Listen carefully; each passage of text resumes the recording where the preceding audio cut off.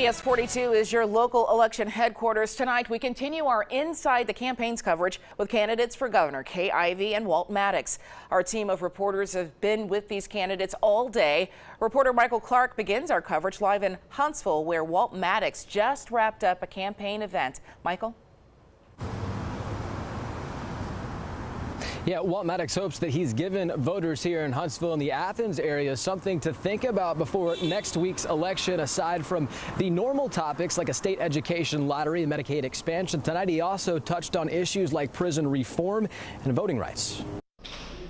On the road again, Walt Maddox spent Tuesday in North Alabama talking to voters and answering questions. One coming from a neighbor in Madison concerned about voter suppression. Maddox wants to change policy to allow early voting and easier registration. For selective service, when you become 18, you're automatically registered. You should automatically be registered as a voter as well when you turn 18. Neighbor Stacy Lee George says he's worked in the criminal justice system and asked Maddox about ways to improve conditions at the prisons. What you have in prisons, a lot of poor and middle-income people.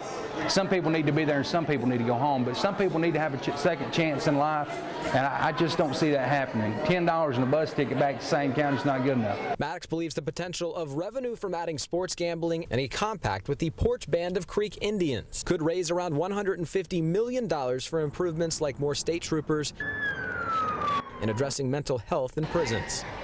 We've got to begin offering substance abuse rehabilitation system-wide to all of those who are in corrections. 80% that come into our corrections come in with a substance abuse problem.